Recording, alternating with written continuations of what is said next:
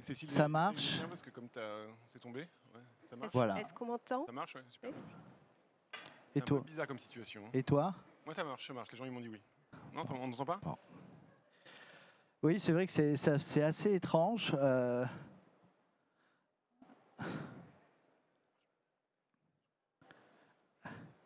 Cher Thomas. Vous avez des situations un peu comiques, quoi. Donc merci à toutes et à tous d'être avec nous aujourd'hui pour cette conférence sur un petit peu la question de la place de la peinture, de la place institutionnelle de la peinture en France.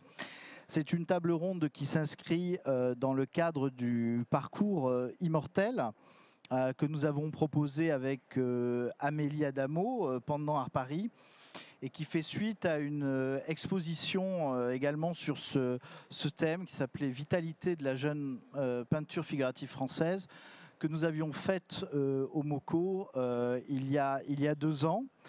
Et qui, Thomas, tu as eu l'occasion de le dire d'ailleurs, et c'est vrai, qui a fait le record d'entrée au MoCo pour une exposition. Et je crois que ce n'est pas un hasard, c'est-à-dire qu'il y a une appétence pour cette question qui suscite aussi beaucoup de débats et parfois de polémiques. Curieusement, on aura sûrement l'occasion d'en parler. Et c'est vrai qu'on avait été ravis de cette exposition au MoCo, et on est très heureux d'avoir pu la prolonger à Art Paris. Mes 2 invités, que je suis très fier et un peu intimidé d'accueillir et de réunir, oui, bien sûr. Cécile Debré, d'abord. Vous êtes conservatrice générale du patrimoine depuis 2021, présidente du Musée national Picasso à Paris. Vous étiez précédemment directrice du musée de l'Orangerie. Vous aviez entre autres introduit de nouvelles programmations contemporaines. Vous avez été également chargée des collections modernes au Centre Pompidou. Et parmi les très importantes expositions que vous avez initiées, citons d'abord celle qui est actuellement, qui est consacrée à l'art dégénéré et qui se tient donc au musée Picasso. Question évidemment à la fois historique, intemporelle et d'actualité. Citons également Les Contes cruels de Paola Rego en 2018 au musée de l'Orangerie. Marcel Duchamp, La peinture même, au Centre Pompidou en 2014. Lucien Freud, L'Atelier en 2010. Elle, Centre Pompidou en 2009. C'est évidemment une sélection très personnelle, très subjective que je fais là. Et par chauvinisme, je vais en rajouter une. Francis Bacon, Bruce Nauman, Face à face, l'art comme expérience. C'était en 2017 et c'était au musée Fabre à Montpellier. Et peut-être que vous pouvez ajouter Fess Ringgold. Absolument. Absolument. Dans cette lignée. Dans cette veine, tout à fait. Thomas Lévillane, tu es artiste, peintre, diplômé en 2004 des Beaux-Arts de Paris, pensionnaire de la Villa Médicis en 2018. En 2024, je cite donc l'année précédente, 2 expositions personnelles. La fin du banal au Centre d'art Les Églises HL, L'impuissance à la galerie des filles du Calvaire, où l'on peut voir pendant Art Paris tes œuvres. Je le dis, si après vous voulez les voir, c'est au stand C5. Tu viens de publier une magnifique monographie aux éditions de Beaux-Arts de Paris. Voilà. et tu as reçu il y a 3 jours le prix BNP Paribas, comme on dit, pour l'ensemble de ton œuvre. Ouais. Par ailleurs, tu es également, j'allais dire, une figure fédératrice, peut-être des peintres de notre pays, et au-delà d'ailleurs des peintres, des artistes, par les actions que tu mènes avec la DAGP. Également pour ton émission Les Apparences sur YouTube, dans lequel tu as reçu énormément de peintres, une centaine 93. J'étais pas loin, 93.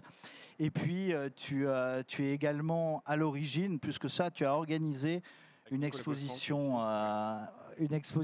très, très importante, même si elle a duré qu'15 jours, mais qui a été formidable, le Jour des peintres, en septembre dernier, au musée d'Orsay. Tu es donc connu à la fois pour ton altruisme envers les autres artistes et en même temps pour tes interventions souvent très remarquées. D'un petit mot simplement pour vous parler des coulisses aussi de cette rencontre. Je sais que on ne le fait pas forcément, mais là peut-être en dire un mot. Nous avions prévu, au regard du sujet bien sûr, d'inviter des personnalités, des responsables du ministère de la Culture. Pour échanger bien sûr avec nous sur ces questions, pour dresser des bilans, des perspectives, des projets. Et malheureusement, nos interlocuteurs se sont un peu renvoyés la balle. Il y a eu des échanges qui ont été assez longs. Et malheureusement, soit ils étaient absents, soit ils étaient déjà pris. Bon, en tout cas, on a eu une fin de non-recevoir. Je ne veux pas en tirer évidemment de conclusions hâtives. Je ne veux pas faire de procès d'intention. Évidemment, c'est tout à fait possible qu'on les ait contactés trop tard ou qu'on s'y soit mal pris ou qu'on ait mal dit les choses. Non, mais c'est tout à fait possible. Quoi qu'il en soit, on peut noter qu'il y avait un certain manque d'enthousiasme, je dirais, à venir discuter de cette question. Et c'est dommage parce que vraiment, il y avait, de ma part en tout cas, vraiment aucune intention de polémique, mais je suis sûr qu'on aura d'autres occasions de le faire. Contre mauvaise fortune, bon cœur, je vais donc jouer moi un petit peu le rôle du contradicteur à contre-emploi. Je tiens à le préciser à l'avance puisque la conférence est filmée et pour pas qu'il y ait de confusion et parce que je veux pas qu'on me sorte après des bouts de phrases que j'aurais pu dire un peu sortis de leur contexte en disant ah ben il est joli le défenseur de la peinture. Voilà, donc je préfère le dire en amont. Et une partie des choses que je vais pouvoir, des questions que je vais pouvoir poser, sont des questions aussi que, en tant que personne qui défend la peinture, j'ai souvent entendues. Voilà, donc je les ai souvent entendues et je vais pouvoir vous donner à répondre à cela. Voilà, première question. Je vais m'adresser peut-être d'abord à toi, Thomas. On entend parfois que la peinture française a été négligée par les institutions. Là, nous sommes dans la foire d'Art Paris et il y a une omniprésence de la peinture qui d'ailleurs a été gentiment soulignée par les journaux, puisque l'article du Monde qui parle d'Art Paris récemment commence par une citation dans laquelle il y a marqué « c'est très, très figuratif ». Donc, en effet, c'est incontestable que là, la peinture figurative n'est pas absente. Et je dirais, je pense, mais peut-être que je me trompe, que le soutien du marché à la peinture figurative n'a jamais cessé, que ce soit les collectionneurs ou les galeries, et même d'ailleurs les fondations. Et est-ce que tu ne penses pas finalement qu'il était ou qu'il est dans le devoir de l'institution publique, en quelque sorte, de rééquilibrer en présentant dans les institutions, dans les musées, peut-être des médiums qui sont plus difficiles d'accès que la peinture, en quelque sorte, si tu veux, d'ailleurs des médiums qui peuvent être plus engagés, la peinture étant du côté du marché et finalement d'autres médiums étant du côté de l'institution. Oui, bah ça c'est un argument qu'on m'a souvent dit. Donc je pense par exemple à Colette Barbier de la Fondation Ricard, que j'allais voir en lui demandant de faire une exposition de peintres contemporains vivants, en lui disant que ça s'est jamais fait, que ça allait être super et tout ça. Et en fait, elle m'expliquait que elle, son travail en tant que fondation, c'était de mettre en valeur des artistes qui justement n'avaient pas forcément de vente. Donc ça devenait un défaut de vendre, quoi. Voilà. Le fait est que pour un artiste contemporain, c'est important de passer par la médaille Fondation Ricard pour pouvoir ensuite passer par le Centre Pompidou et tout ça. Donc on était déjà il nous coupait déjà une partie des échelles. Voilà. Et donc le fait est qu'il y a toujours eu des peintres qui peignent en France. Donc là, par exemple, dans le quotidien de l'art de spécial hors série du Grand Palais, il y a encore le titre avec ta tête et mon tableau. Il y a écrit le retour de la peinture figurative. Et moi, je dois dire que j'en suis peut-être à mon déjà 4e retour de peinture figurative en 20 ans, quoi. C'est-à-dire que en 2012, j'avais organisé une conférence qui s'appelait « Pourquoi annonce-t-on le retour de la peinture tous les 10 ans depuis toujours ?» C'est en 2012, quoi. Voilà, c'est pour vous dire que c'est une longue histoire. Et en gros, le fait qu'on parle de retour et qu'il n'y ait pas d'acte, à mon avis, d'acte ou qu'on ne se sente pas installé, c'est parce que justement on bute. Il y a plein d'artistes qui produisent, il y a plein de peintures de bonne qualité, de mauvaise qualité, de très très bonne qualité. C'est-à-dire que je soutiens pas la peinture, je soutiens des peintres et pourquoi pas des peintures de certains peintres. C'est-à-dire que c'est pas la peinture en tant que médium qu'on va soutenir, mais vraiment la qualité des artistes, leur courage, leur ambition, leur ténacité. Devant cette énergie-là, peu à peu, les digues cèdent. Là, ce qui m'amuse aujourd'hui, on est en 2025, c'est que ça soit des musées d'histoire, comme le musée d'Orsay, comme là en ce moment à Versailles, avec Christophe Le Ribaud et Guillaume Bresson. Christophe Le Ribaud donne une rétrospective où il y a tous les tableaux de Guillaume Bresson presque à Versailles. Il faut savoir que Guillaume Bresson, il n'a jamais eu d'exposition en centre d'art ou en front régional d'art contemporain. Donc il est passé directement de la galerie au musée de Versailles. C'est bien dire qu'il y a un problème de palier qui est intéressant à noter, quoi. De la même manière, Bilal Hamdad qui fait une exposition prochainement au Petit Palais, pareil, il passe directement de la galerie au Petit Palais, quoi. Voilà, donc c'est les musées, on va dire que c'est les musées d'histoire qui commencent à céder face à quand même la bêtise générale et l'énergie du côté des artistes. Et donc ça, c'était une très grande joie d'organiser le Jour des peintres au musée d'Orsay, parce que c'était une espèce de preuve par les faits que oui, ça intéresse les gens. Il y a eu 17 000 entrées en un jour. Que oui, il y a quelque chose de vivant parce que c'est des peintres vivants et que c'est beaucoup plus joyeux de rencontrer les artistes et de partager ça. Et c'est peut-être même beaucoup plus incluant, que ça pourrait même être plus écologique parce que finalement, c'est quoi? C'est une camionnette dans Paris qui se balade pour prendre les tableaux et voilà, c'est réglé. Il n'y a pas beaucoup de. Voilà, il y a beaucoup de choses à faire. Et c'est vrai que moi, moi j'ai fait les apparences parce que j'ai voulu m'intéresser aux autres et, et faire du bien à mon biotope, c'est-à-dire penser que c'était des gens bien et que c'était intéressant et qu'il fallait juste le montrer pour que les gens s'en rendent compte. Et le fait est que là, maintenant, il y a quand même la question du gâchis, c'est-à-dire qu'il y a des artistes qui sont très bons. Moi, je les trouve bien meilleurs. Alors, je vais pas faire c'est pas mon rôle de faire des plus ou des moins ou je sais pas quoi, mais par contre, ce que je peux dire, c'est que j'ai un sentiment de gâchis à avoir toutes ces énergies-là qui ne sont pas forcément relayées, notamment par les institutions, quoi. Alors on peut me dire que oui, il y a d'autres arts et tout ça. Moi j'aime la biodiversité, j'aime tous les animaux, donc j'aime la photographie. Là je trouve qu'il n'y a pas assez de photographie, par exemple il n'y a pas assez de vidéos. Il pourrait y avoir plus d'installations. Enfin voilà, les performances, je dirais moins de choses parce que j'ai pas trop aimé hier soir. Mais le fait est que il pourrait y avoir de la place pour tout le monde si on se donnait un peu le temps de regarder les choses et d'avoir du soin, quoi. Voilà. Mais derrière ma question, il y avait aussi cette idée qu'on entend parfois, hein, qui est de dire finalement que, si tu veux, est-ce que la peinture a encore un rôle politique ou sociétal, si tu veux, à jouer?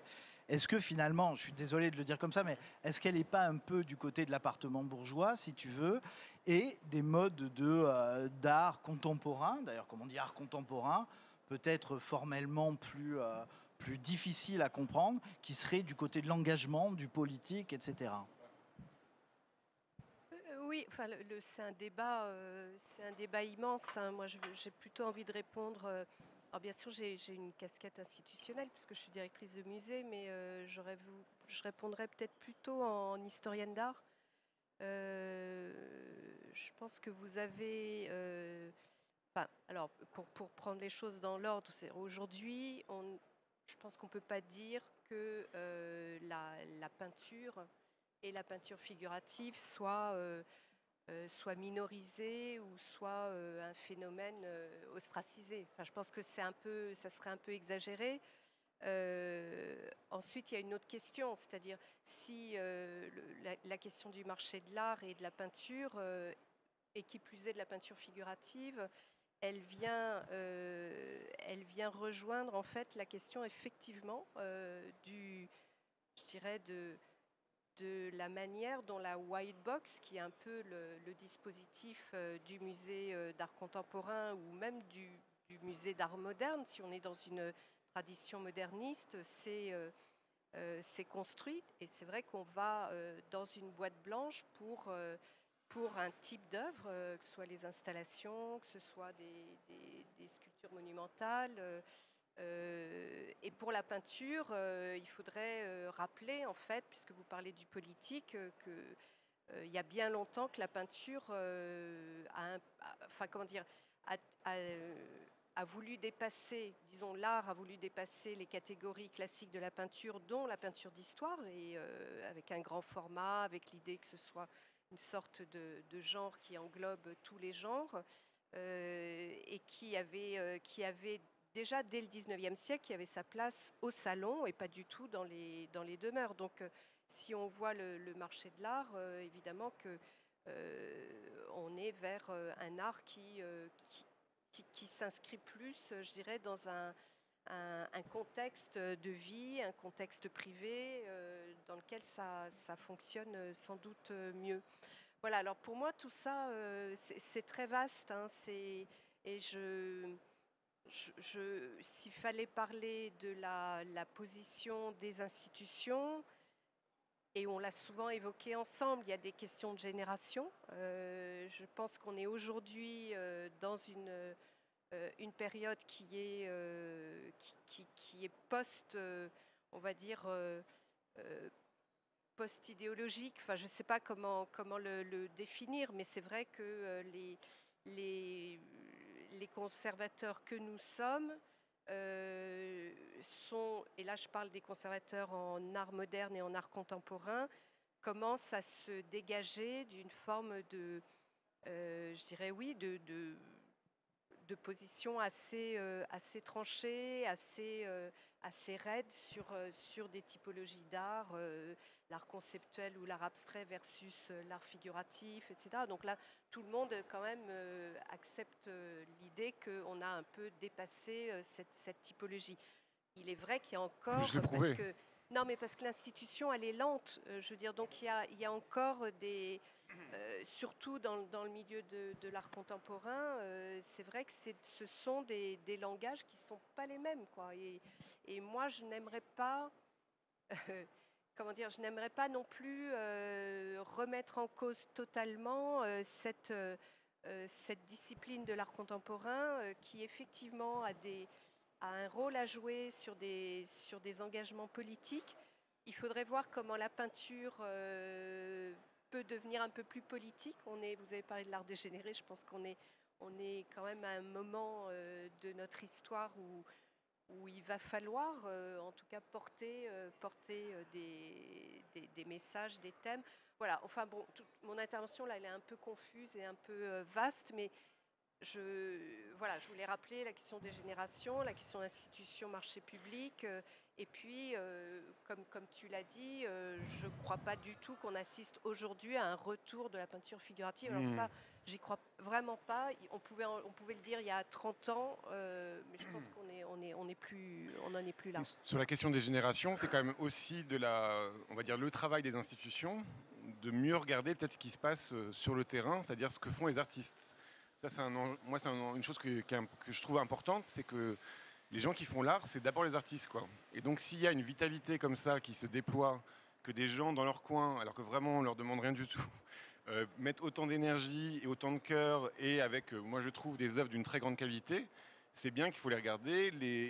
Voilà, c'est un vrai sujet parce que... Oui, alors l'institution, elle est jamais... Alors je sais que vous n'avez pas trop le temps, parce qu'il y a plein de trucs à faire, il faut aller chercher de l'argent, tout ça. Non, on doit prendre le temps. Je veux dire, l'institution, elle est coincée entre son statut de consécration et voilà, entre le salon d'un collectionneur particulier et la salle de musée. Il y a un pas qui... Et je pense qu'il faut garder ce statut un peu sacralisant et un peu... et un peu je dirais de consécration pour l'artiste. Et puis par ailleurs, je suis bien d'accord et je crois que mes collègues sont totalement conscients de ça, c'est qu'on n'en fait pas assez. Évidemment qu'on n'en fait pas assez, on n'a pas assez de moyens, on n'est pas assez tourné vers ce qui se passe dans les ateliers, etc. Et tu trouves ça satisfaisant que le plus grand prix d'art en France, qui soit le prix Marcel Duchamp, soit un prix organisé par les gens qui tiennent les salons ? C'est-à-dire que c'est des collectionneurs qui ont des salons bourgeois où il y a les tableaux dedans, et c'est eux qui vont dire qui est le meilleur artiste de France. Alors ça, je ne vais pas me prononcer sur... Non, mais voilà, c'est un prix. Moi, je trouve que c'est une vraie question. Voilà. Non, mais- Et donc là, par exemple, la DGP a poussé à ce que... souhaité multiplier En tout cas, la DGP qui finance en grande partie ce prix a poussé à ce qu'il y ait des artistes maintenant dans le jury. Et je crois que ça s'est très bien passé l'année dernière. Absolument. Mais peut-être, est-ce que tu peux quand même nous dire quelque chose sur cette question du rapport de la peinture avec la chose politique ou avec la question politique? Vous en avez parlé un petit peu et je le dis parce que c'est quand même un des reproches qu'on peut entendre, c'est-à-dire que la peinture ne serait pas de ce côté-là, elle serait du côté de l'agrément ou de choses comme ça. Oui. Alors moi, par exemple, j'ai fait un tableau qui est une peinture d'Auschwitz. Bon, bah, c'est vrai que on a réussi à la vendre avec la galerie Les Filles du Calvaire, c'était un miracle, mais c'est un tableau quand même extrêmement difficile à mettre dans son salon. Il faut quand même un engagement profond de la part du collectionneur, que je remercie peut-être tous les jours s'il veut, je lui envoie un petit texto, d'accepter d'avoir ça dans son salon. C'est vraiment un vrai enjeu. Donc je pense que là où l'art moderne et l'art contemporain a vraiment offert quelque chose à la peinture, c'est que justement, on peut faire des tableaux antipathiques, on peut faire des tableaux durs, que le côté charme des tableaux, bah, il n'y a pas que ça, quoi. C'est que Laurent Proulx, je pourrais en citer plein d'artistes, alors je vais essayer de travailler ma caboche pour en trouver, mais Laurent Proulx, Marlène Moquet, tout ça, c'est pas des peintures c'est pas si séduisant que ça, quoi. C'est pas des objets, avoir ça chez soi, c'est une belle présence, c'est une vraie présence, quoi, voilà. Et donc je pense qu'il y a quand même une liberté qui est encore plus ouverte, et qui s'est encore plus ouverte avec l'art contemporain. Même, je sais pas, moi j'ai commencé par Hermann Nietzsche, quoi. C'est quelqu'un qui me plaisait beaucoup quand j'étais jeune. Voilà, donc cette chose-là a ouvert des champs, quoi. Après, le point de dire qu'on gagne de l'argent avec de l'art, ce qui est quand même, moi je comprends pas le reproche, voilà. C'est-à-dire que je trouve que c'est un métier, qu'il y a du travail, il y a un engagement très fort. Je tiens à dire, ça c'est dans le rapport Racine, que les gens les moins bien payés du monde de l'art, c'est les artistes, ce qui est quand même un truc un peu étonnant. Et donc, oui, on n'est pas des gens d'argent. Puis si, ça je le dis souvent, mais si vous nous donnez de l'argent et vous achetez des tableaux, ça, on n'y va pas aller aux Bahamas pour glander, en fait. On va tous travailler furieusement dans nos ateliers, voire faire des choses plus ambitieuses et plus grandes. Et donc, on pourrait dire que c'est mon côté de droite. Je trouve ça pas indécent d'avoir de l'argent en tant qu'artiste parce qu'on fera des meilleures choses, quoi, en fait, voilà, et de manière plus confortable et plus heureuse. Et je tiens à dire que là, j'ai interviewé 93 artistes, même les plus connus ou les plus reconnus, ils sont vraiment pas bien traités. Vraiment pas bien traités. Je ne peux pas donner des exemples parce qu'évidemment, on va tout de suite penser à des noms, mais ça va du galeriste qui doit des sommes à 6 chiffres à son artiste, à tel salon qui utilise l'image sans lui demander, à des rapports de force avec les musées et tout ça. Enfin, c'est-à-dire qu'il y a une espèce de lumpel prolétariat comme ça, même pour des grands artistes, je veux dire, qui sont vraiment pas bien traités. Et moi, ce que je dis aux grands artistes, c'est je leur dis, mais tu te rends compte, si toi, tu es traité comme ça, comment sont traités les plus petits, quoi. Et voilà, c'est un vrai enjeu. Et moi, c'est pour ça aussi que je me bagarre pour ces choses-là, parce que j'aurais besoin de rêver et d'être jaloux des gens. Donc, par exemple, je trouve que Françoise Petrovitch, quand elle a une exposition géniale à Landerneau chez Michel-Édouard Leclerc, je ne comprends pas pourquoi elle n'est pas à Beaubourg, quoi. C'est-à-dire que ça serait le moment et l'âge et la maturité de son travail. L'exposition était formidable. Il faut qu'elle soit au Centre Pompidou pour que ça ait du sens pour elle. Écoute, déjà, elle sera au MoCo, c'est pas mal, cet été. C'est vrai. Voilà. J'ai fait exprès de parler de Françoise Petrovitch. Non, c'est trop malin. Je te remercie. Mais par exemple, tu vois, tu as souvent critiqué les fracs. Je vous pose la question à tous les deux, mais tu as critiqué les fracs.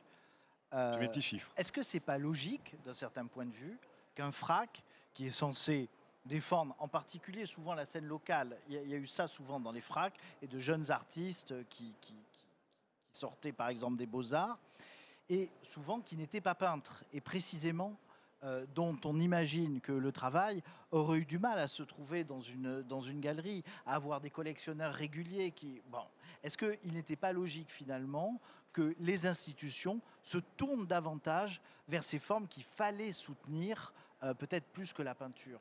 Alors, mais totalement. Moi, encore une fois, je ne suis pas du tout contre l'art contemporain. Moi, j'ai eu la chance, j'habitais dans le Marais, donc je suis un privilégié. Et à 13 ans, j'ai découvert les galeries d'art et c'était mon lieu, mais j'étais d'un snobisme fou à 13 ans. C'était formidable. J'allais dans les galeries d'art et je découvrais des installations de Jenny Holzer, des trucs de Daniel Spoeri. J'adorais ça. Moi, j'étais fan de Boltanski. Enfin, je suis toujours fan de Boltanski. Mon sujet, c'est pas de rejeter ça. C'est juste de dire, regardez ce qui se fait et il y a quand même un trésor qui n'est pas à développer. Et si on veut parler de politique et de frac, Ça, quand même, je tiens à le dire, et c'est désagréable, et je ne devrais pas le dire, mais je vais le dire quand même, c'est que les FRAC, ça coûte 28 millions d'euros par an. Donc c'est 28 millions d'euros, dont 14,9 millions du ministère de la Culture, le reste, c'est les régions. Et je tiens à dire qu'on est quand même dans 2 ans, il y a peut-être Marine Le Pen ou Jordan Bardella ou quelqu'un au pouvoir, donc c'est important que ces lieux-là, c'est des lieux du commun, c'est le lieu des Français, ils soient quand même habités, quoi. Et en fait, les FRAC, avec tout cet argent-là, pour 22 FRAC, ils font 1 877 000 visiteurs. Ça me paraît pas beaucoup. C'est-à-dire que, encore une fois, et en comptant les scolaires et tout ça, quoi. Quand on fait l'exposition au MoCo, quand moi je fais une exposition les apparences à Perpignan, en fait la peinture c'est beaucoup plus anti-bourdieusien possible. C'est-à-dire que n'importe qui peut se projeter c'est un médium où les gens se projettent facilement dans le médium. Quand Mickey va voir un musée, ça c'est Eni Halfdan qui me dit ça, c'est quand on va, donc c'est une peintre, quand Mickey va au musée, les tableaux, Mickey voit le tableau, c'est-à-dire que l'art c'est la peinture, quoi. Et ça c'est une capacité d'accueil qui est très très grande, je trouve, et qui n'est pas, à mon avis, assez développée dans ce genre de milieu, que ce soit les centres d'art ou les FRAC. Cécile Debré, peut-être un mot sur les FRAC, où je vais les défendre moi-même. Mais... oui, parce que moi je suis vraiment... Enfin, moi je suis une moderniste. Oui, c'est pas son... Du côté des musées, donc le FRAC, c'est une institution effectivement qui est là pour soutenir l'art vivant et qui est là pour soutenir aussi l'art dans les régions. Donc je crois que ce sont des structures qui sont déjà très fragiles. Qui sont beaucoup remises en cause. Je pense qu'il y a un moment de crise aussi pour ces institutions et j'ai une pensée quand même amicale pour tous ces directeurs qui se battent au quotidien. Je tiens à dire que j'ai passé 3 jours au CIPAC, c'est le Congrès international des professionnels de l'art contemporain à Marseille, et j'ai vu à quel point c'était extrêmement difficile pour eux et que c'était un lieu... Non mais c'est vraiment, je n'en doute pas. La question c'est quelle est la bonne politique par rapport à tout ça. Voilà, je dois avouer que je n'aimerais pas travailler dans le champ de l'art contemporain, c'est-à-dire parce que je trouve que c'est très compliqué d'être plongé, on est plongé dans son époque et on doit avoir un exercice en tout cas du regard, du soutien, encore une fois avec les moyens qui sont les moyens de l'État, donc qui sont somme toute des moyens modestes et qui sont là je dirais les ressources de l'État sont comptées et donc c'est vraiment un exercice difficile. Donc soit ce sont des choix engagés et des choix qui relèvent du subjectif et souvent ce sont les meilleurs parce que à la rigueur, il vaut peut-être mieux avoir un directeur qui va soutenir l'art conceptuel et qui va aller chercher les artistes les plus pointus et les plus efficaces et les plus efficients dans ce domaine-là, qu'une sorte de saupoudrage qui se voudrait équitable et le plus juste. Je ne sais pas, c'est compliqué. Je pense que si on parle à des critiques d'art, ils feraient aussi... ce type de choix. C'est difficile, même si on est dans une période plus ouverte et qu'on peut regarder aujourd'hui de manière plus équilibrée, je dirais, toutes sortes d'expressions. Je crains, et c'est peut-être un risque que court notre époque, je crains à une sorte de tiédeur généralisée dans ce qu'on fait. Donc, voilà, alors en tant qu'historienne, moi j'ai plus de liberté d'historienne d'art et c'est sans doute plus facile d'aller chercher des artistes qui, selon moi, méritent d'être montrés en France, qui sont peu montrés en France. Bon, ça c'est un exercice qui est plus facile parce qu'il y a toute une carrière derrière qui a consacré, je ne sais pas moi, le parcours d'une Fess Ringgold, le parcours d'autres artistes. Là, on va montrer Maiolino, qui est une artiste conceptuelle, féministe, brésilienne, et je suis très à l'aise voilà, pour passer d'une catégorie à une autre. Voilà, ce que je pense, c'est qu'il y a un risque quand même à vouloir hélas, le statut de l'artiste a toujours été difficile. Je veux dire, c'est pas. Alors là, il y avait je dis l'expo pas qu'il Ribera faut- devant, au Petit Palais, juste en face. Ribera, il a eu une vie absolument délicieuse. C'est-à-dire, moi, je rêverais d'avoir cette vie. C'est-à-dire qu'il a été accueilli par la ville de Naples, il y avait des commandes dans tous les Oui, sens. pour 100 autres qui... Le fait est que moi, j'ai pas de jalousie à avoir par rapport aux artistes qui sont de mes contemporains. Donc c'est vrai qu'il y a un problème. Thomas, moi j'aimerais aussi d'un mot quand même défendre les fracs sur 2 points. Défends-les, après j'ai le droit de Voilà. taper dessus un peu. Voilà. Premier point, d'abord en effet sur les difficultés financières qu'ils peuvent c'est sûr. éprouver. Certes, il y a l'argent que donne le ministère de la Culture, mais il y a souvent une autre source de financement qui sont par exemple les régions. Et on C'est a la vu moitié. récemment La moitié. voilà, c'est comment les régions sont désinvesties d'une partie de ces lieux, qui se retrouvent du jour au lendemain sans possibilité Bien sûr. d'acquisition, et à se poser la question de savoir tout simplement comment ne pas mettre au chômage les gens qui travaillent dans ces lieux, premièrement. Deuxièmement, il y a autre chose, on ne peut pas simplement mesurer l'action des FRAC au nombre d'entrées qu'ils ont dans leur mur. Une des missions essentielles des FRAC, c'est de mettre des œuvres un petit peu partout sur le territoire, par exemple dans les écoles, dans un certain nombre de lieux. Et ça on ne peut pas quantifier, si tu veux, le nombre de personnes qui passent devant. J'ai les chiffres du FRAC, j'ai les chiffres du FRAC eux-mêmes.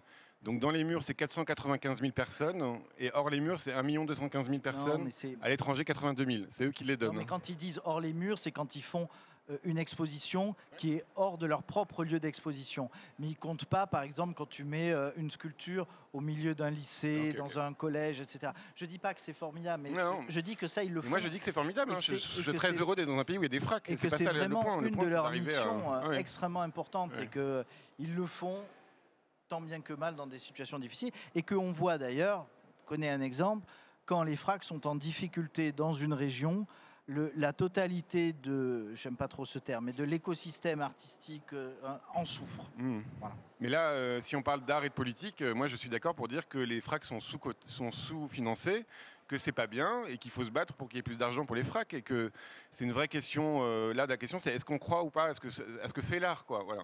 Moi j'y crois. Moi je tiens à dire que je pense que par exemple un fonds régional d'art contemporain, c'est un lieu où il pourrait se retrouver plein de gens qui ne se connaissent pas, de plein de milieux différents, de ne pas avoir peur d'y aller, qui se sentent pourquoi pas fiers de leur pays parce qu'ils vont dans un lieu qui est beau et qui est accueillant, où il y a des choses belles à l'intérieur, belles ou intéressantes ou passionnantes, où ils apprennent des choses et que c'est vivant, et qu'il y ait des vieux et des jeunes mélangés, exactement le contraire de la société qu'on est en train de vivre là. Voilà. Je pense à un exemple, par exemple, que j'aime beaucoup, parce que je les ai vus hier, c'est l'Artothèque de Caen, qui est un lieu, c'est une bibliothèque c'est une bibliothèque pour œuvres d'art. Ça coûte 60 € par an pour avoir le droit à une œuvre d'art par mois chez soi. Ça peut être de Miro à moi. Et c'est un lieu qui est absolument magnifique. Il touche 20 000 personnes par jour avec leurs œuvres d'art. C'est dans un palais ducal magnifique. Et à l'entrée du lieu, il y a écrit « Bienvenue à l'Artothèque de Caen, nous sommes ravis de vous accueillir ». Et bien ça, le problème, c'est que je ne vois pas ça sur les fonds régionaux d'art contemporain. Des fois, c'est 3 portes métallisées pour lesquelles il faut rentrer, où il y a un courant d'air. Et une fois qu'on a osé rentrer, il y a quelqu'un qui fait la gueule, quoi. Et donc c'est un vrai lieu, c'est un vrai sujet de service public, ça je suis bien d'accord, et c'est un vrai lieu politique. Et je vais finir sur un petit détail encore un peu plus... Mais encore une fois, moi j'ai rien contre les FRAC, hein. C'est juste je veux montrer et penser comment c'est pensé. C'est ça que je ne comprends pas. Donc là, par exemple, on me dit, les fonds régionaux d'art contemporain, c'est fait pour aider les artistes. Là, moi je regarde le site des FRAC, et ils le disent en toute transparence. C'est quoi, comment est dépensé l'argent d'une FRAC? C'est 66% en dépenses de structure et c'est 12% en dépenses d'acquisition. Donc s'ils achètent à une galerie, ça fait 6% pour les artistes. Si on paye ses impôts et tout ça, ça fait plus que 4-3%. Sauf qu'il y a la moitié des achats des FRAC, c'est des artistes de l'étranger qui sont 2 fois plus chers. Tout ça, c'est marqué dans leur rapport, quoi. Donc en gros, il y a 2% de l'argent qui pour financer toutes les FRAC qui tombe dans l'atelier de l'artiste. Voilà. C'est quand même un sujet, parce que moi, d'un coup, j'ai envie de dire, peut-être on peut trouver d'autres systèmes, enfin voilà. Je me retrouve à défendre les FRAC. Non, parce que par exemple, si tu veux, il y a quelque chose. On le voit, toi tu as fait les Beaux-Arts de Paris. Ça coûte très cher, ça coûte 60 000 € par an par élève. Absolument. Nous, les Beaux-Arts de Montpellier, c'est à peu près 25 000 € par étudiant par an, voilà, qui coûte à la collectivité. Mais si tu veux, à Paris, vous étiez dans un environnement Vous aviez les galeries à côté, vous aviez plein de centres d'art. Souvent, vous avez été repéré en Alors moi, sortant. j'avais un directeur qui me disait qu'il fallait pas faire de peinture et tout ça, mais oui. On va y venir. Mais si tu veux, quand tu es par exemple en région, province d'ailleurs, il ne faut pas avoir peur de dire province, quand tu es en province, tu as beaucoup par exemple d'élèves qui sortent des beaux-arts et qui se trouvent dans un milieu beaucoup plus stérile que quand il est à Paris. Ils n'ont pas tous les moyens, si tu veux, de monter à Paris, avoir un appart, sûr, etc., ouais. se faire aider. Et là, souvent, le FRAC joue un rôle très important. Oui, bah, en je pense les à montrant, Caen, à Rennes. les ouais, jeunes, bien sûr, voilà, bien en les montrant, C'est vrai. en faisant en sorte qu'ils aient leur première expo institutionnelle, qu'ils soient achetés, même une petite chose, même si c'est pas grand-chose dans le budget, mais qu'ils puissent avoir cette visibilité C'est vrai. et qui souvent est un tremplin pour autre chose. Mhm. Voilà. Et ça, je dis pas qu'ils le font tous parfaitement, mais ils le font un petit peu. Mais alors, l'autre chose, c'est quand même 80% de ce qui se passe dans l'art, c'est à Paris, quoi. Et donc ça, c'est aussi, ça pourrait être un sujet. Ça, c'est un Moi, je suis vrai pour sujet, oui. moi, je suis pour la décentralisation. Là, je commence à faire des lithos et tout ça parce que je trouve ça justement. Moi, les artothèques, j'y crois à fond. C'est-à-dire, je trouve qu'il devrait y avoir une loi où chaque ville de plus de 100 000 habitants ait une artothèque dans la ville. T'es d'accord? Alors, peut-être revenons justement sur cette question de la peinture quand même qui nous occupe. Et tu as parlé de ton expérience à l'école des Beaux-Arts. J'aimerais qu'on fasse un petit retour historique sur les années 1990 et 2000 un petit peu, où soi-disant les peintres ont été à cette époque ostracisés, et notamment dans les écoles de Beaux-Arts, dans les institutions, pour des expositions et des acquisitions. C'est quelque chose qu'on entend très fréquemment, que d'ailleurs, quand on écoute les apparences, ça fait partie des choses qu'on entend. Est-ce que tu peux nous donner un petit peu des exemples concrets? Parce que quand on discute, par exemple, avec des directeurs de beaux-arts, d'écoles des beaux-arts, pardon, ou d'institutions, souvent sont-ils en grand désaccord avec ça. Donc, est-ce que ce sont les peintres qui ont raison, ou alors est-ce que ce sont les directeurs Alors ça, d'institutions? j'ai fait une conférence à la DAGP qui s'appelait Feu, la fin de la peinture, où justement j'ai profité j'ai pris 1 heure et demie pour parler de ça avec, avec 5 peintres, mais j'ai demandé aux gens que j'avais interviewés dans les apparences de me faire un bêtisier de tout ce qu'on leur avait dit autour de leur pratique, quoi. Donc par exemple, c'est pourquoi tu fais de la peinture, t'es pas venu en calèche, enfin voilà, des genres de choses, quoi. Voilà. Et le fait est que moi, c'est ça qui... Là, en ce moment, par exemple, c'est à la mode, la peinture. Donc ça, c'était très intéressant pour le jour des peintres. C'était que les peintres les plus jeunes, qui avaient entre 30 et 35 ans, c'était les plus chers. C'est-à-dire qu'ils étaient dans les plus grandes galeries. Je vais faire un gros résumé, hein, mais parce que je ne vais pas vexer tout le monde, mais en gros, ils étaient dans les plus grosses galeries, c'était le plus cher. Voilà. Moi, je suis très content que ça marche pour eux. Sauf que j'ai le danger dans la tête des gens d'artistes comme François Boiron ou Hervé Di Rosa, pour qui ça a marché très bien quand ils étaient très jeunes. Et après, il faut tenir dans la longueur. Et c'est quand même plus compliqué. C'est-à-dire que François Boiron, qui fait des bien meilleurs tableaux aujourd'hui, il les vend beaucoup moins cher que ce qu'il les vendait quand il était jeune, quoi. Et ça, c'est un vrai sujet de comment il y a pas le marché n'est pas sain, quoi. Voilà. Et donc là, moi, tous ces jeunes gens qui marchent très très bien, et je suis très content pour eux, je leur dis, voilà, attention, parce que comment vous vous projetez plus tard? C'est-à-dire, à mon avis, il faut se projeter, il faut partir de la France. Mais si on reste en France, en fait, il n'y a pas d'endroit où on peut se dire comment ça va se passer plus tard, parce qu'ils n'ont pas de modèle. Des gens comme Philippe Cognier, des gens comme Marc Desgrands-Champs. Alors Marc Desgrands-Champs, c'est un peu différent. Mais des gens comme Nina Childress, des gens comme... Enfin, il y en a plein, des artistes, où on se dit, franchement, on pourrait en faire beaucoup plus, quoi. Voilà. Et donc ça, c'est un vrai sujet. Voilà. Et après, moi, ce qui me fait le plus de peine, je dois dire, c'est des générations d'artistes ou des artistes qui racontent carrément que ça a abîmé leur pratique. Donc par exemple, on parle de Françoise Petrovitch, elle me l'a dit dans les apparences, elle dit... Pendant 8 ans, j'étais au milieu de peintres virilistes qui étaient là en train de dire « Ouais, la peinture, blablabla, la gerbe à peindre comme ça, des grands... » Il y a des problèmes des côtés des peintres aussi, on va pas se mentir. Hein. Mais ils faisaient des grands gestes comme ça, très, très spectaculaires et tout ça, très affirmatifs, très virilistes. Bon, elle s'est pas sentie d'aller faire la guerre au tableau et elle est passée par des grandes aquarelles sur papier parce que c'était plus... Elle a trouvé son endroit comme ça, quoi. Le fait est que maintenant, elle me dit, je suis presque en retard sur ma peinture parce que j'ai vite envie de rattraper ces choses-là, quoi. Voilà. Donc ça, encore une fois, moi, quand on me dit, mais ça va mieux, mais c'est le retour, mais c'est machin, moi, je vois des carrières d'artistes, je vois des vies d'artistes, je vois vraiment une précarité certaine. Là, je vais le dire parce que ça m'amuse, j'ai eu le Grand Prix BNP Paribas, j'avais 38 000 euros de dette, bon bah je suis content, j'ai un Grand Prix qui annule ma dette, mais c'est pas, je veux dire, c'est pas la grande richesse, alors que je suis censé être le Grand Prix, je sais pas quoi, donc tout est censé aller bien dans ma vie. Moi je décide de faire des tableaux qui mettent du temps à faire, que ça prend du temps, c'est un sacrifice, voilà, blablabla, c'est un choix artistique, c'est un choix politique, mais le fait est que c'est pas... les gens, faut pas trop rêver, quoi, voilà. Et là, c'est vrai qu'en ce moment, c'est la mode. Donc là, il y a plein d'étudiants. Quand on est étudiant aux Beaux-Arts en 3e année, on est quasiment déjà en galerie, quoi. C'est pas dit que dans 10 ans, ce soit le cas. Cécile Debré, dans votre expérience, on parle de ces années, notamment début des années 2000. Est-ce que vous avez ressenti qu'en effet, à l'époque, il y avait un rejet de la peinture, ou alors est-ce que c'est pas une paranoïa a posteriori des peintres? Non, alors effectivement, ce qui se dessine dans les discours de Thomas, c'est quand même la question de la position française par rapport à la peinture. Moi, je pense qu'on peut raisonnablement dire que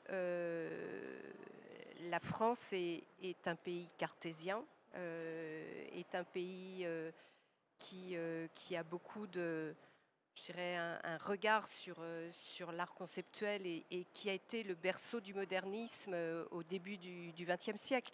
Donc il y a quand même une histoire et il y a quand même un contexte précis dans lequel s'est construit effectivement des figures comme Buren ou comme Boltanski.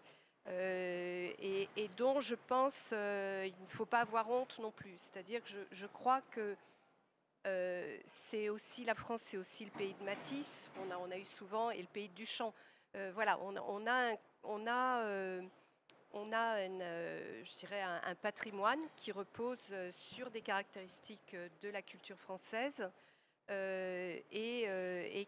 On est aussi le pays je dirais le pays de Le Corbusier. Enfin, on pourrait multiplier les exemples. Donc c'est vrai que c'est très frappant de voir la scène britannique qui, elle, est beaucoup plus, je dirais, tournée vers la peinture, mais aussi vers une forme de réalisme. Hein, et je dirais même cette dichotomie, on peut la lire également à travers la littérature. Donc c'est quand même intéressant parce que c'est quelque chose de plus profond.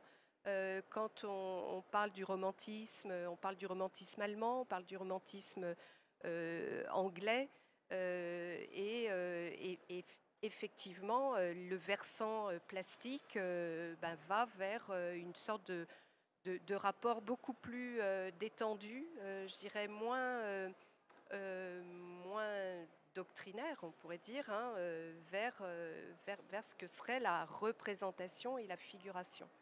Donc quand on a dit ça, et on a eu beaucoup de débats hein, dans nos échanges, parce que moi j'aime en fait aussi une peinture qui pourrait être à la fois figurative et conceptuelle, donc qui pourrait paraître comme une sorte d'oxymore, mais c'est ce que j'ai essayé de montrer chez Marcel Duchamp, mais aussi chez Matisse.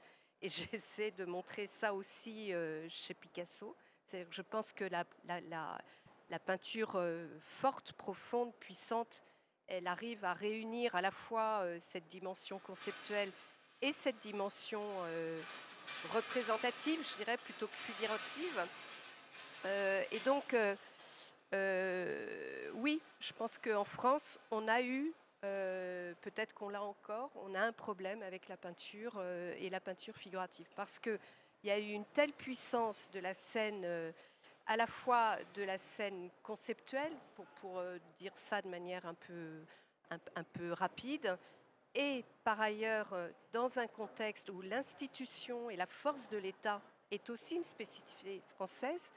Et je pense qu'on peut en être fier aussi parce que finalement, on l'a vu. Enfin bon, je ne veux pas me transformer en politique, ce n'est pas mon rôle, mais je pense qu'il y a quand même il y a cette tradition de l'État issue de la Révolution française, mais qui est quand même très forte en France. Et oui, on peut dire que, et moi-même j'en ai parfois non pas souffert, mais je m'y suis confrontée.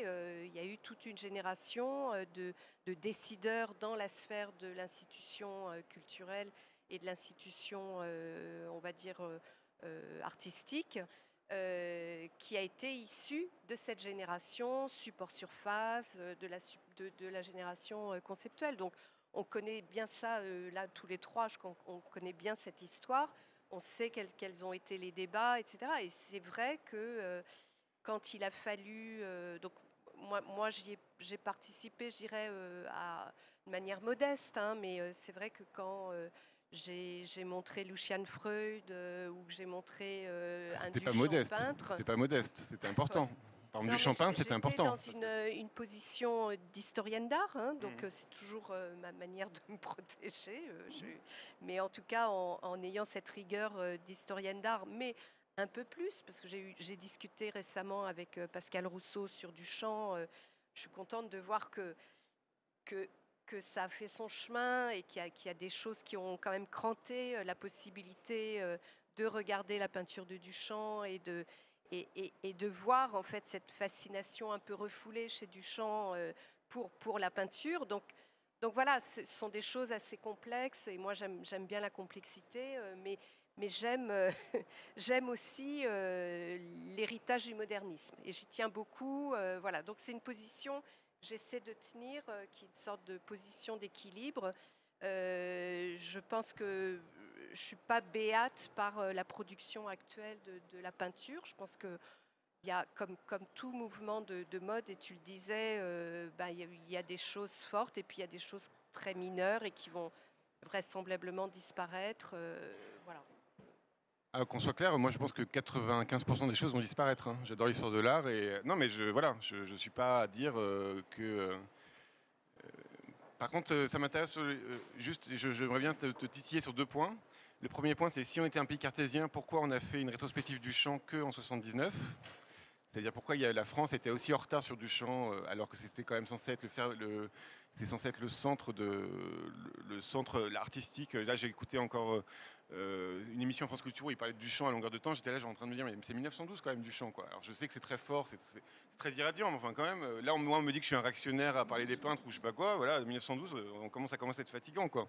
Et j'aime beaucoup Duchamp. Je tiens à le dire, j'ai appris ça. Je réponds ? Oui.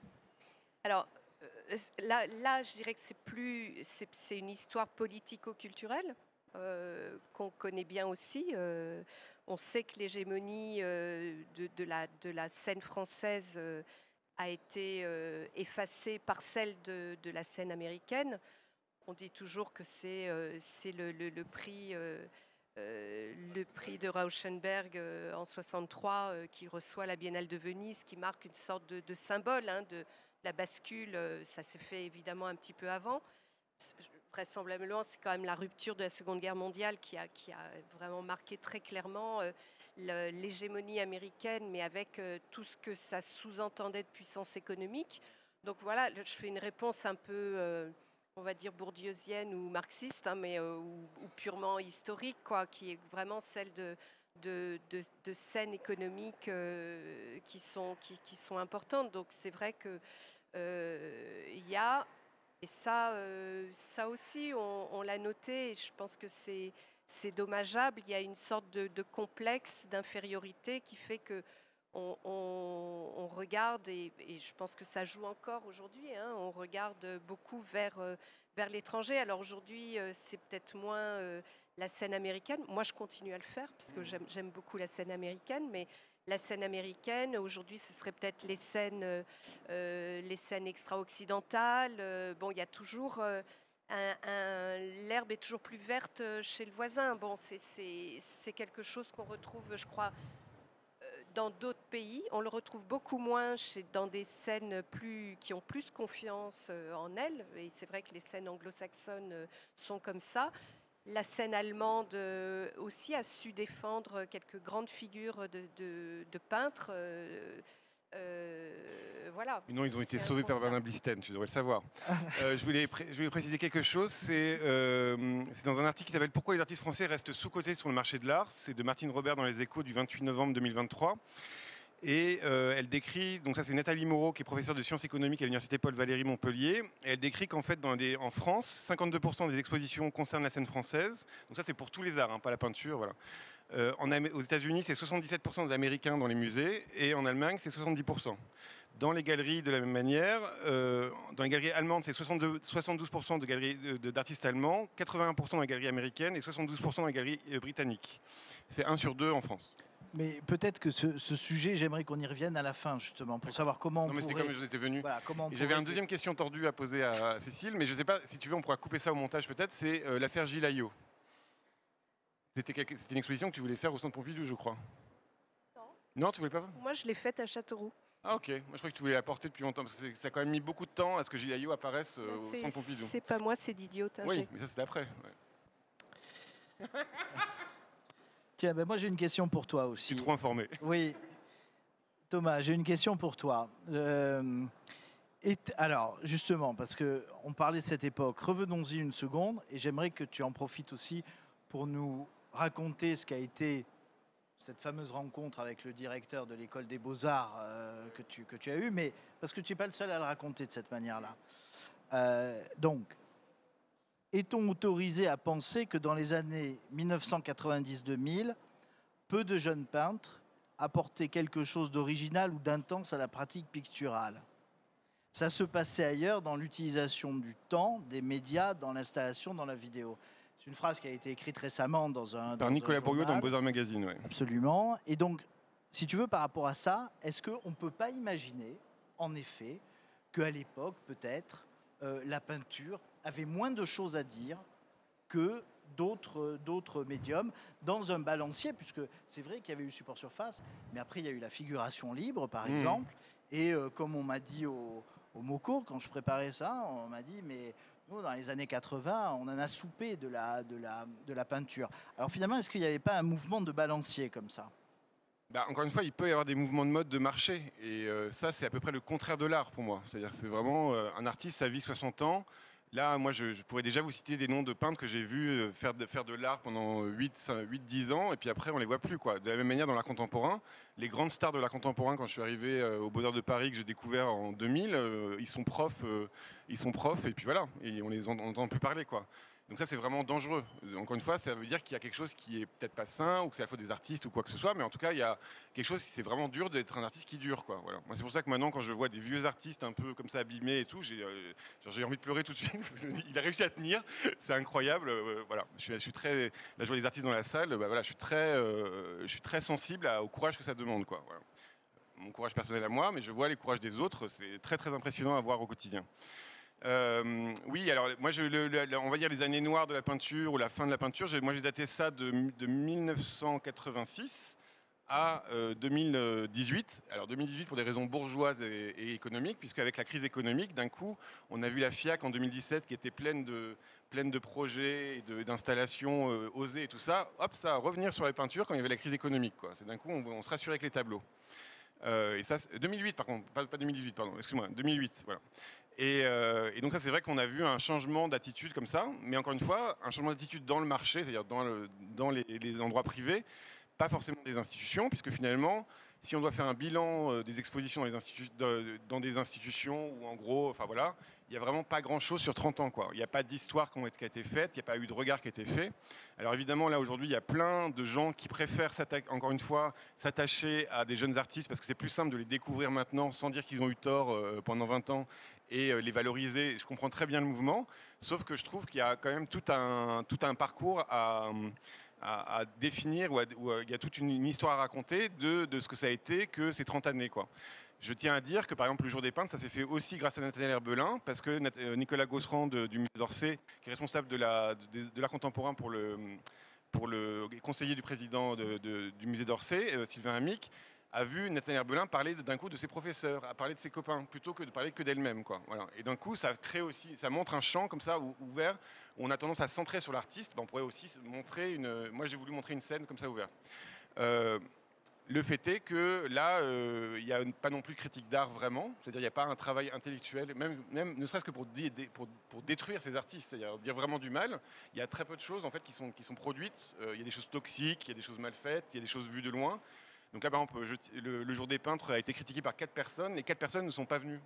Donc on est là, le niveau n'est pas très haut, quoi. L'engagement n'est pas très haut. Moi, je suis désolé, je crois à l'art. Les gens que j'ai invités, 80 artistes, ils croient en l'art. Que des gens puissent se permettre de les critiquer sans avoir vu, c'est quand même un peu petit. Voilà. Donc voilà. Je ne sais pas si j'ai répondu, mais... oui, mais j'aimerais que tu me parles d'un mot sur justement ce qu'était la situation aux Beaux-Arts, parce qu'on a parlé un peu de l'institution. Alors ça, voilà. Alors donc j'ai parlé d'une génération... alors, oui. Je sais génération, et je le dis d'ailleurs parce que j'ai eu les chiffres il y a 2 jours. Ouais. Encore une fois, de ce que je connais, le MOCO ESBA, donc à Montpellier, on a eu une augmentation apparemment extrêmement importante du nombre de peintres qui candidatent à l'école des Beaux-Arts. Chaque fois que je parle avec les équipes, ils me disent « Mais non, on a toujours continué à former des peintres, à faire travailler des peintres. C'est une espèce d'idée reçue qu'il y a, mais qui est fausse. » Alors, il y avait des ateliers de peinture aux Beaux-Arts quand je suis arrivé, aux Beaux-Arts de Paris quand je suis arrivé. Mais c'est vrai que l'ambiance était aussi bachrome qui a aujourd'hui disparu, à la vidéo d'art et à la performance. Et en gros, si vous voulez un des exemples, moi avec mon atelier, on est allé à Bruxelles, quoi. Et puis il y en a qui allaient au Brésil. Voilà. Donc c'était des choses comme ça, très simples. Et puis il y avait une ambiance quand même où il y avait les félicitations qui font rêver tous les étudiants des Beaux-Arts, ce qui est complètement stupide parce que vraiment on s'en fiche complètement. Il n'y avait pas de... Là, moi, l'année où j'ai passé mes Beaux-Arts, il y avait tous mes amis ont eu les félicitations. Justine Trier a eu les félicitations avec des vidéos d'art. Voilà, j'ai un ami Cédric Sartor qui a eu des félicitations et tout ça. Moi, je les ai pas eues, mais il n'y avait aucun peintre. Donc, je n'avais même pas à être jaloux ou quoi que ce soit. Sachant que le président du jury était un spécialiste de Lucian-Freud. C'était encore plus décevant, mais voilà. C'est comme ça. Et le fait est que c'est vrai que moi, j'ai eu... Ça, il m'est arrivé d'avoir le directeur des Beaux-Arts qui est venu me voir après, parce que je l'ai dit dans la presse, donc il est venu me menacer en me disant que ça allait mal se passer parce que j'avais menti. Et je l'ai regardé, je lui ai dit, mais comment? Parce qu'en gros, le directeur m'a dit, il faut arrêter la peinture, il faut faire des choses hybrides, c'est pas possible. Le directeur des Beaux-Arts, donc c'est décourageant, quoi. Et je lui ai demandé comment j'aurais pu raconter ça. J'ai aucun intérêt à mentir, quoi. Donc voilà, je l'ai dit. Et ça, les vexations, les blessures, ça va de... Donc c'est une génération, en gros, qui a aujourd'hui 55 ans. Donc ça va de Olivier Masmonteil jusqu'à Mireille Blanc qui est aujourd'hui professeur aux Beaux-Arts de Paris, où pareil, c'était pas une évidence. Et il y a un autre point que je tiens à dire, c'est qu'il y a une génération qui a très bien vécu les Beaux-Arts avec Tim Heitel, François Waron, des professeurs comme ça. Une génération de femmes, parce que c'était aussi le tout début de l'école qui arrêtait d'essayer d'agresser les femmes. Et c'est un vrai sujet, parce que ça a fait une génération d'artistes, Christine Safa, Nathalie Herbelin, Apollinia Sokol et tout ça, qui sont super bien. Et je pense que c'est beaucoup dû aussi au fait que les profs leur foutaient la paix. Eh bien, merci. Peut-être... tu m'en as coupé la chic. Non, peut-être. Où est-ce qu'on peut voir les images que tu as filmées pour le vernissage de Ce sont les pommes qui ont changé d'Hector Obalk. Donc ça, c'est Je vous conseille de regarder ces images si un jour vous avez l'occasion, parce que ce fantasme dont on parle d'un monde de l'art qui n'aimait pas la peinture, quand on voit les images qu'a faites j'en ai d'autres. Thomas à l'époque, avec des gens qui répondent et qui disent attendez, la peinture c'est pétainiste. Il y a ça, il y a par exemple la directrice de la programmation culturelle des Beaux-Arts de Paris qui fait « Peut-on encore faire de la peinture aujourd'hui ?» Enfin, des choses comme ça, quoi, voilà. Et alors en gros, moi ce qui se passe, c'est que j'arrive à faire des boucles dans ma vie à force de faire tout le temps la même chose. Donc là, c'était une des boucles assez rigolotes, c'est que donc j'ai rencontré Hector Obalk le jour d'une exposition qui s'appelle « Ce sont les pommes qui ont changé », qui est la dernière exposition de Gilles Ayot de son vivant. Et c'était une exposition qui était aux Beaux-Arts de Paris, entre 2 directeurs, entre Alfred Pacman, qui était jury de mon prix, la BNP Paribas, et Henri-Claude Cousseau. Donc c'est dans une espèce de flou comme ça, comme ça arrive. C'est comme ça que le jour des peintres s'est fait un peu aussi entre 2 directeurs. Il y a toujours un petit moment de liberté, comme ça, un moment de mou. Et Hector Obalk et Didier Semin, qui étaient co-commissaires, ont fait une exposition de peinture figurative aux Beaux-Arts de Paris. Et ça a fait débat, ça a fait même scandale, puisque il y a des professeurs comme Annette Messager, Christian Boltanski, Bustamante, qui ont fait une pétition pour que l'exposition s'arrête en avance. Il y a eu un débat complètement calamiteux entre Catherine Millet et Jean Clair. J'ai la vidéo, mais je ne la sortirai pas tellement c'est calamiteux. Non, c'était pas la Jean, c'était Jean Clair, ouais. Jean Clair qui venait défendre Hector, mais évidemment ça marchait pas du tout. Enfin bon, voilà. Mais en gros, moi j'étais là dans une situation où j'avais 20 ans. Le vernissage était le jour de mes 20 ans et je découvrais un truc qui était vraiment, je vais pas pouvoir peindre de manière simple, quoi. Je voyais que c'était vraiment un grand enjeu. Et en fait, pendant ce vernissage, Hector Obal, que je connaissais pas, avait un assistant qui était un ami. Et l'assistant m'a dit tu peux travailler pour lui parce que l'assistant voulait pas se griller avec tout le monde. Et moi je lui ai dit ok, je vais le faire. Et en gros, j'ai filmé les gens en étant contre l'exposition quand ils étaient pour et pour l'exposition quand ils étaient contre. Et en faisant ça, en fait, après, c'est passé à la télévision, quoi. Mais donc, et là, j'ai fait une interview d'Hector Obal 20 ans après, et on a mis cet extrait-là pour montrer. Donc, c'est dans les apparences Hector Obal pour montrer ce que c'était. Je crois que c'est à 40 minutes. Il y a comme ça 5 minutes d'ultra-violence. Et le problème, j'ai plein de films comme ça, d'archives. Il y a plein de choses à faire. Mais ça, on a des discours. Et en même temps, il y a Yvon Lambert qui a dit qu'on pouvait plus faire de peinture aujourd'hui. Il y a eu plein de. Didier Ottinger aussi a fait des textes contre la peinture. Ça, je vous les ressors. Il y a plein de textes de critiques d'art qui ont dit des mal des artistes, puis après ils ont changé d'avis. Moi, je trouve qu'on a le droit de changer d'avis, mais on a le droit aussi être un peu... On voit des images de cette exposition qui avait l'air formidable, avec des toiles de Boiron. Alors, elle n'était pas formidable. Il y avait aussi un peu de croûte. Voilà. Moi, c'était pas la meilleure exposition. Des toiles de Vincent Biolès. Voilà. Mais il y avait Boiron, Biolès, il y avait Philippe Cognier, il y avait Gilles Ayot. C'est le moment où François Boiron et Philippe Cognier sont rentrés aux Beaux-Arts après. Enfin voilà, ça a été un petit passage comme ça. Et après, dans cette histoire-là des expositions de peinture, il n'y en a pas eu tellement. Il y a eu Voir en peinture qui était organisée par Eric Korn. Il y a eu Who is Afraid of Painting qui était fait par Frédéric Léglise, un peintre qui a fait ça à Grenoble et je sais plus et à Perpignan. Il y a eu Eva Auber qui était une galeriste de peinture qui avait inventé La belle peinture est derrière nous. Et ensuite, il y a eu un petit vide. Après, il y a eu moi qui ai fait les apparences, toi qui as fait le Moco Immortel. Et il y a eu Voir en peinture fait par Anne Dary qui a fait un peu le tour de France. Mais en gros, c'est pas grand-chose, quoi. Il y avait eu en 2002 Urgent Painting au Musée moderne de la ville de Paris, dans lequel il y avait un des 18 commissaires qui écrivait, j'ai gardé la phrase, « J'ai beaucoup réfléchi au projet et vu mon extrême scepticisme quant aux utilisations et au potentiel de la peinture, j'ai quelques difficultés à y porter mon entier soutien. » C'était un des commissaires de l'exposition. Il y a eu Cher Peintre aussi, où c'est Luc Tumans qui a imposé les peintres français dans l'exposition. Oui, absolument, avec Picabia et voilà. Peut-être justement, j'aimerais qu'on... Bruno Perramont, il a été imposé. Qu'on revienne sur cette question du retour de la peinture, peut-être justement du retour, ce qu'on peut penser de ce terme justement, est-il pertinent ou non, avec plusieurs questions. Mais je crois que la première, vous y avez un peu répondu. Ne craignez-vous pas une sorte d'overdose de la peinture qui est déjà dénoncée et peut-être j'ai entendu le terme plusieurs fois, une instagramisation d'un certain nombre de peintures? Première question. Et puis ensuite, j'aimerais vraiment qu'on parle de la situation actuelle dans les musées, dans les grandes institutions nationales, par exemple au Centre Pompidou.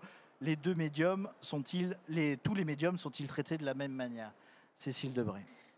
Alors, effectivement, aujourd'hui,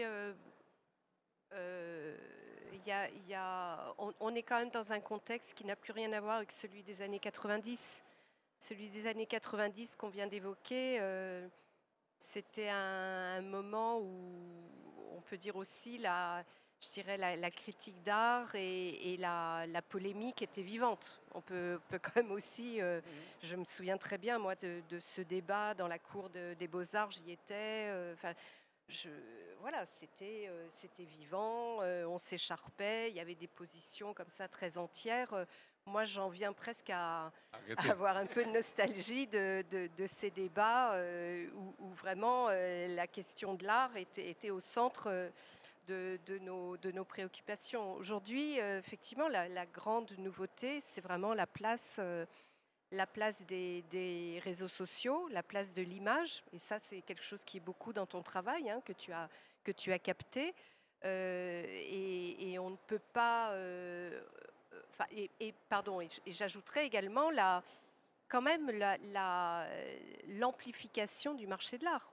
Parce que le phénomène des foires, la place économique que prend le marché de l'art est devenu quand même beaucoup plus important que dans les années 90. Et la précarisation du public aussi. Alors, je finis mon raisonnement. Donc ce qui est quand même intéressant, c'est de voir quand même la conjonction entre cette explosion de l'image numérique, de l'image nomade qui circule et qui est en plus effectivement instagrammée, donc de manière, je dirais, sur une qualité je dirais, non seulement une qualité moindre, mais en plus une fugacité tout à fait fascinante. Et donc, je veux dire, il va falloir qu'on pense ça. Je n'ai pas de réponse comme ça, mais il va falloir qu'on pense effectivement cette explosion de la peinture, cette explosion de l'image avec d'une image colorée et cette dispersion des images, mais qui est dispersée et qui n'est pas rémanente, qui ne reste pas en fait, qui s'efface aussitôt qu'elle est apparue. Donc c'est quelque chose, c'est vraiment, je pense vraiment qu'on est face à presque à une révolution épistémologique, hein. C'est très profond. On voit bien ce que ça provoque comme, là je parle des réseaux sociaux, ce que ça peut provoquer comme bouleversement au niveau de la culture, au niveau de l'information, donc au niveau du politique. Évidemment que le domaine de l'art ne va pas en sortir indemne, mais qu'il y a des choses qui vont se transformer. Tout ce qu'on peut dire, nous, sur la question et qui est très sensible quand on parle de la picturalité, de la question, je dirais, vraiment de l'aspect presque, enfin de l'aspect plastique pur hein, de l'œuvre d'art, avec cette dématérialisation de masse, qu'est-ce qui va rester hein. Alors, je ne veux pas ramener encore ma fraise, je veux dire, sur l'intelligence artificielle, mais bon, voilà, c'est vraiment les débats qui sont, bah oui, qui sont réels, qui sont les nôtres, et donc on peut tout à fait se dire que cette explosion de la peinture, bah, elle participe quand même de ce phénomène aussi. Hein. Et comment alors justement le musée va-t-il être en capacité de réfléchir à ces questions et peut-être d'y répondre, ou en tout cas voilà, de proposer quelque chose? Alors, moi, je vais faire une réponse de mon point de vue et par rapport à un musée d'art moderne. Donc, je suis pas dans le champ de... Mais oui, mais parce que il y a tellement de choses que c'est quand même bien... Enfin, moi, je peux faire une réponse articulée par rapport à la scène d'où je suis hein, et où j'ai un petit peu de possibilité d'action. Donc, je crois beaucoup dans le caractère sacré du musée. J'utilise vraiment ce terme, j'y vais, hein, mais je pense nous sommes des espaces de refuge, nous sommes des espaces de contemplation et nous sommes aussi des repères dans l'histoire de l'art. Donc je tiens beaucoup, et ça aussi on en a débattu, je tiens beaucoup à donner par la sélection qu'on fait, par la programmation, de donner des clés de lecture de ce qu'est le modernisme. Encore une fois, nous, on est musée Picasso, mais j'ai travaillé également au Musée national d'art moderne, j'ai travaillé au Musée d'art moderne de la ville de Paris, à l'Orangerie. Donc j'estime dans toutes ces maisons de l'art moderne, le moderne, c'est un terme qui est très précis, hein, qui s'inscrit dans une histoire très, très précise également. Mon rôle, c'est de donner les repères, c'est-à-dire montrer les plus beaux Matisse, les plus beaux Picasso, les plus beaux Léger, les plus beaux Klee, les plus belles œuvres de l'expressionnisme abstrait, les plus beaux Duchamp, comme comme vraiment des points d'ancrage très forts de la culture en histoire de l'art. Et je veux dire, si on ne fait pas ce travail-là, et on pourrait ne plus être très nombreux à le faire parce que c'est exigeant, ce sont des œuvres qui coûtent cher, qui sont dans des lieux où il faut aller les chercher, etc. Si on ne fait pas ce travail d'aller chercher les grandes figures qui vont disparaître, et je pense à Paola Rego, je pense à Maiolino qu'on va montrer, je pense voilà, et des femmes, hein, des femmes puissantes, Louise Bourgeois, on va faire une exposition également. Je prends mon rôle très au sérieux, mais évidemment, je suis du côté du passé.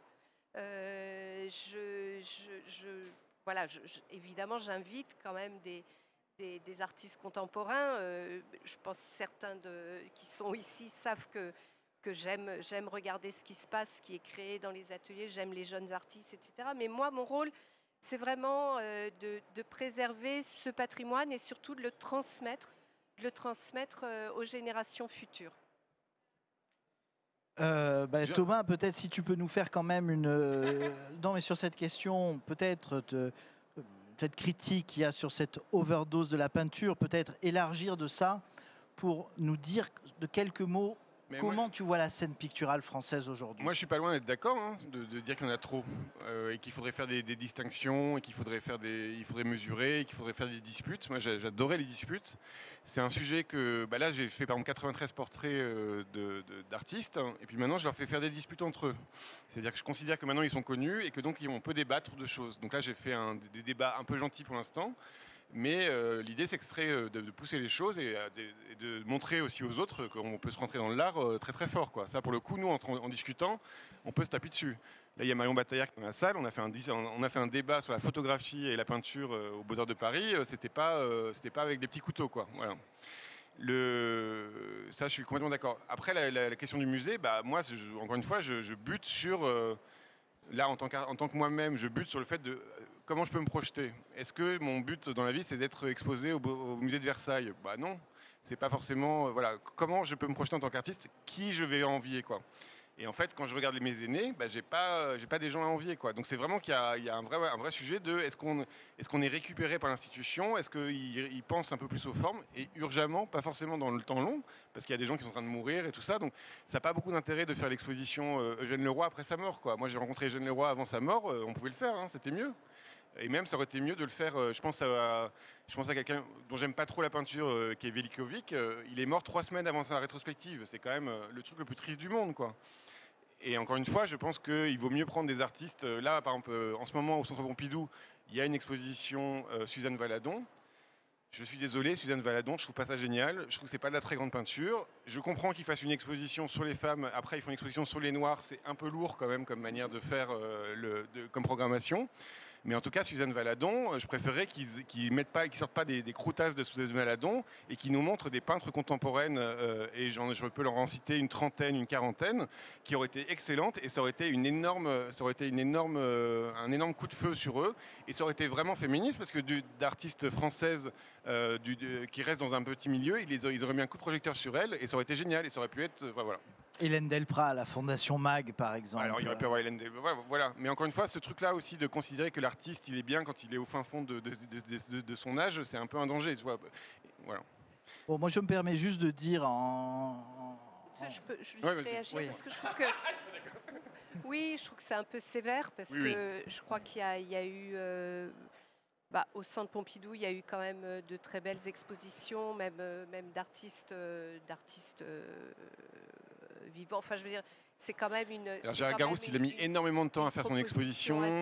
Hervé Di Rosa aussi. Enfin, à chaque fois, c'était vraiment des chemins de croix. Hein. Je connais les détails. Je vais pas les dire, mais je connais les détails. Mais c'est l'exercice de programmation, il est toujours très compliqué.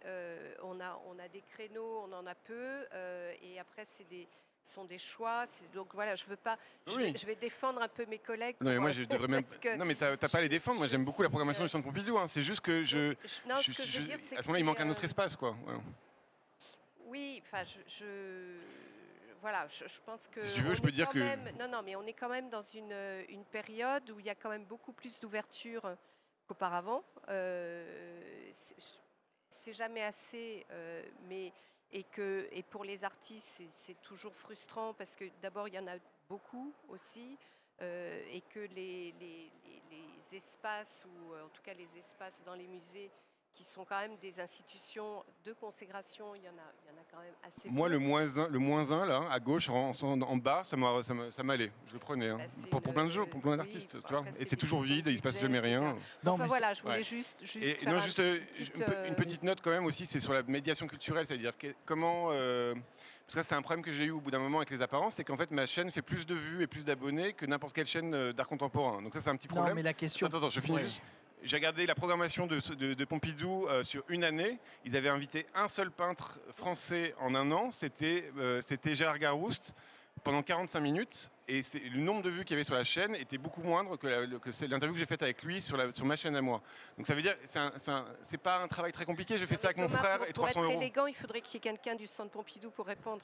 Voilà, enfin, je veux dire, voilà. Mais on l'a invité. Non, en effet. Et puis on avait proposé, je l'ai dit au départ, aux gens du ministère. Et encore une fois, moi je suis pas là pour taper voilà. sur les gens, c'est pas taper de manière Non, on mais va dire peut-être populiste, que- je sais pas peut-être quoi, que c'est juste une- poser des questions parce que Non, je trouve ça tellement. Moi mon travail d'artiste c'est de dire la vérité sans conséquence, avec un peu de Non, conséquences, mais mais voilà. une des questions que ça pose, qui est souvent posée, par exemple, c'est la question du pourcentage, même si le chiffre est pas, le terme n'est pas très beau, de répartition entre des artistes français vivants, par exemple, et des artistes étrangers vivants. Voilà, ça c'est une question qui est beaucoup posée. On a Non, mais parlé je tout peux- à l'heure de la moi- peinture allemande, moi par qui ai- exemple. moi qui Surfer ai, sur fait la Baselitz en peinture disant qu'on allemande soutient et Baselitz. Moi qui ai particulièrement, travaillé voilà. 10 ans au Centre Pompidou, oui, les choses sont lentes. Enfin, je vais juste dire une chose. Par exemple, quand on a fait Elle à Centre Pompidou, tout d'un coup, la prise de conscience que dans les comités d'acquisition et de programmation, il fallait tendre vers une forme de parité, c'est quelque chose qui s'est construit à ce moment-là. Voilà, donc les choses, je pense évidemment que la question de la scène française est un vrai sujet. Je pense que c'est aussi quelque chose dont ils sont conscients. On en a parlé avec eux, oui, bien sûr. Moi, j'en ai parlé avec Xavier Rey, oui, c'est donc vrai. c'est vraiment des questions qui sont au cœur de nos prises de conscience et il y a une évolution sur ces questions. Par exemple, je le dis au passage, mais l'artiste Vincent Biolès qui est ici, c'est exactement le contemporain de Baselitz. Ils Ouais. sont nés à 1 mois d'écart. Voilà, donc c'est intéressant quand même. Voilà. C'est une chose. Alors, ce qu'on va te dire, c'est Vincent Bulet, c'est moins fort et moins fort et moins bon et tout ça. Mais pourquoi? C'est aussi parce que. Alors, Est-ce moi, que je ça pense- serait pas moins défendu aussi? Exactement, voilà. C'est-à-dire, et aussi, et encore une fois, ça c'est un sujet qui me plaît beaucoup et dont on a parlé tout à l'heure sur Ribera, c'est que les artistes, ils ont été soutenus. Les bons artistes sont soutenus. C'est pas la Van Gogh, penser comme Van Gogh, c'est pas un bon système quoi. De penser que la précarité ça fait un bon artiste, c'est pas vrai. Van Gogh, il a fait de la peinture pendant 10 ans, il est mort. Hein. C'était pas génial comme carrière quoi. Donc évidemment que c'était un très grand peintre, mais ce que je veux dire, c'est qu'il aurait pu avoir beaucoup mieux et faire beaucoup mieux quoi. Bah, peut-être une dernière question justement liée à ça, puisque nous arrivons au terme. C'est Peut-être rouge. justement comment imaginer peut-être de pouvoir défendre nos artistes français à un niveau international. Est-ce qu'on a les moyens de le faire encore? Est-ce qu'on a cette possibilité? C'est en effet quand même un reproche qui a été beaucoup fait aux institutions, et je me mets dedans puisque j'en suis une, en disant que peut-être elles n'avaient pas fait assez leur travail. Est-ce que si on considère que la France doit défendre ses artistes à l'étranger, est-ce que ce n'est pas une préoccupation un peu chauvine, un peu nationaliste, qui entre finalement en contradiction même avec ce qu'est l'art? Voilà, comment se dépatouiller de tout ça? Est-ce que c'est l'une de nos missions finalement de défendre nos artistes français et notamment les peintres à l'étranger? Je réponds Alors oui, c'est une vraie question, mais une question qui aujourd'hui, dans le contexte géopolitique, mérite en fait des positions un peu nuancées et pas trop... c'est ce que vous disiez, c'est-à-dire que je redoute, moi, une forme de nationalisme. On est quand même dans... On voit hein, autour de nous des tendances à des fermetures, de plus en plus, à des crispations sur des identités nationales. Et je pense que la qualité de la scène française et de la scène parisienne, ça a été quand même son cosmopolitisme et son ouverture. Donc c'est toujours délicat de réclamer comme ça une sorte de primauté à l'identité française ou nationale dans ses choix. On a fait ce constat, hein, effectivement, qu'on ne défendait pas forcément assez bien nos artistes. Mais pour autant, je pense que l'ouverture, c'est quelque chose dont on devrait aussi se féliciter. Donc, Bien sûr. Est-ce que je peux juste dire un mot là-dessus, par Oui, contre, bien parce sûr. que je précise pour pas qu'il y ait de confusion sur immortel quand nous on dit la peinture figurative française. Pour bien que ce soit clair, parce que c'est une chose de temps en temps qui a été dite, c'est quand on parle de française, on parle en fait de scène française. C'est-à-dire, et quand on parle de scène française, on ne parle pas forcément de quelqu'un qui est 12 mois sur l'année à Paris. C'est quelqu'un en fait qui peut vivre en France, venir en France, repartir, etc., qui a pu faire ses études à Paris. Il y en a beaucoup comme ça. C'est du droit du sol et pas du droit du sang. je pense quelqu'un, par exemple, comme Barthélemy Togo, évidemment fait partie de la scène, voilà, etc., etc. Et dans les parcours immortels, on a beaucoup. Voilà, je voulais juste préciser ça pour pas qu'on pense que c'est une fermeture, mais c'est une vision de la scène française comme précisément acceptant, enfin, qui veut en faire partie, en fait partie, voilà. Situation internationale. Donc, non, les solutions. Alors, non, mais je pense qu'il y en a. Je pense qu'il y a l'écart qu'il y a entre aujourd'hui et ce que ça pourrait être est à peu près le même que ce que c'était que la cuisine française dans les années 90. Et ce que ça a été après Top Chef, toutes ces choses-là, qui ont été une espèce de valorisation comme ça symbolique d'un milieu qui était plutôt un peu fatigué. Et ça a fait exploser comme ça une vitalité, une énergie, des forces, changer un regard sur les gens, d'être beaucoup plus acceptable. Voilà. Alors je ne dis pas qu'il faut faire des télé-réalités sur l'art contemporain.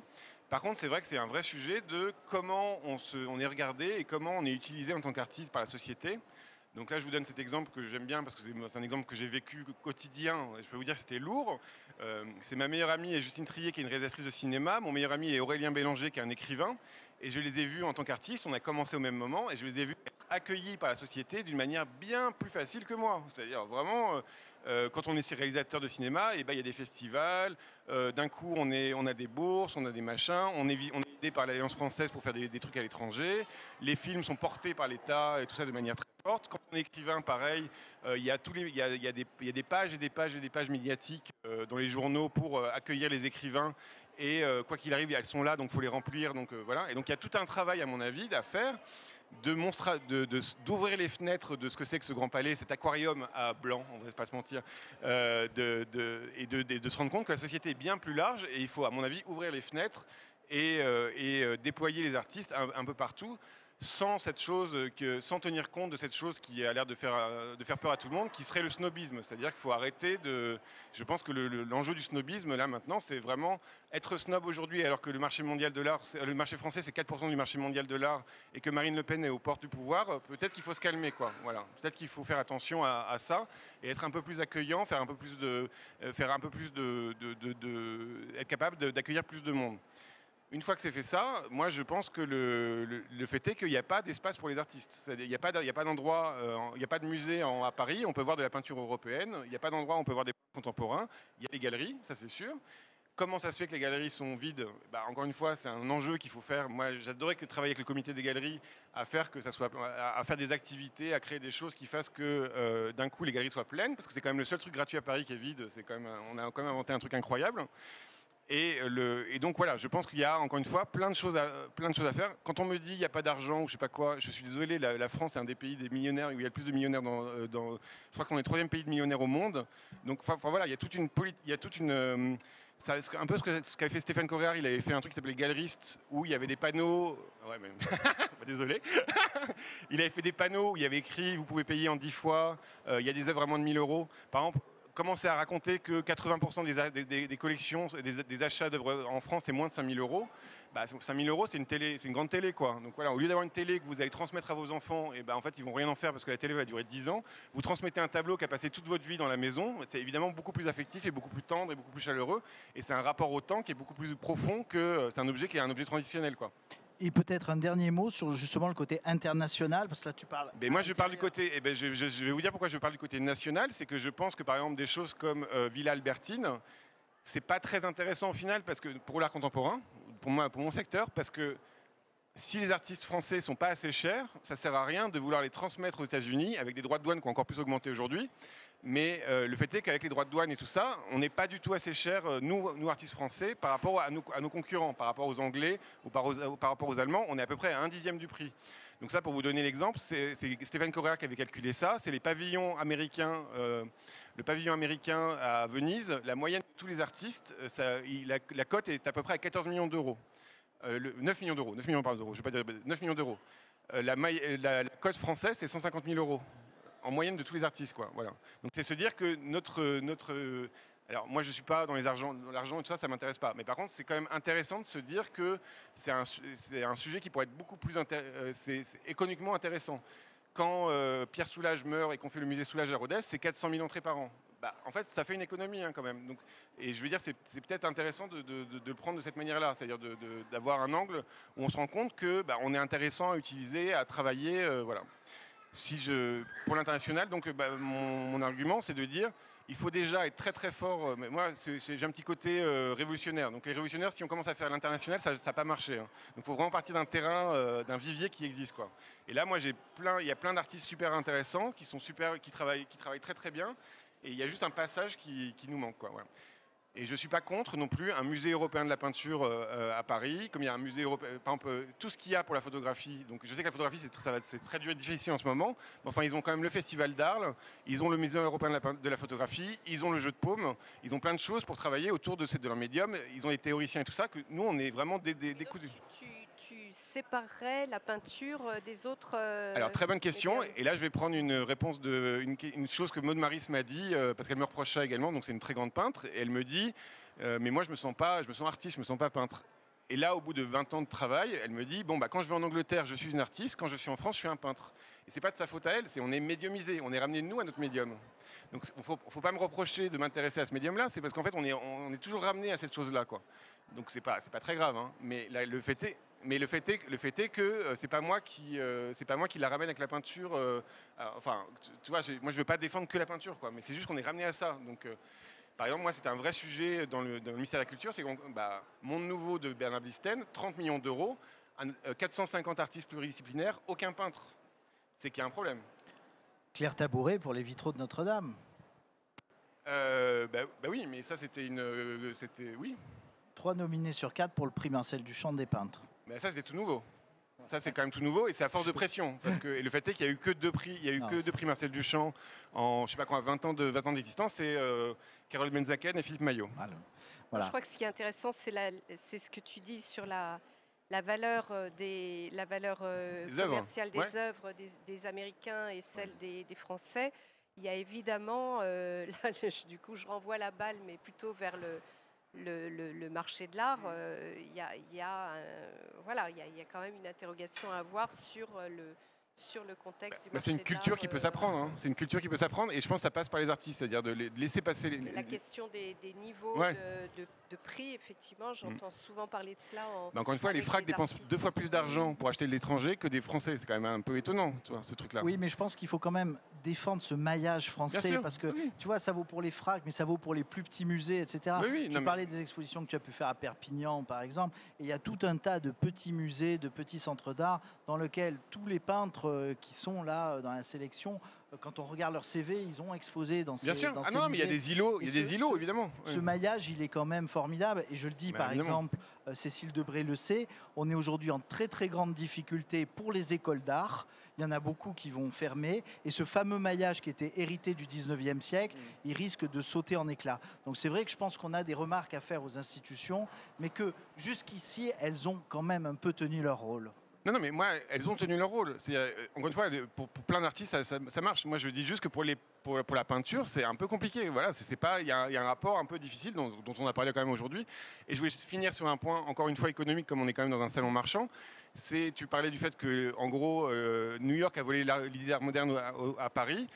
En 1945, la France, c'était 39% du marché mondial. Aujourd'hui, c'est 4% du marché mondial.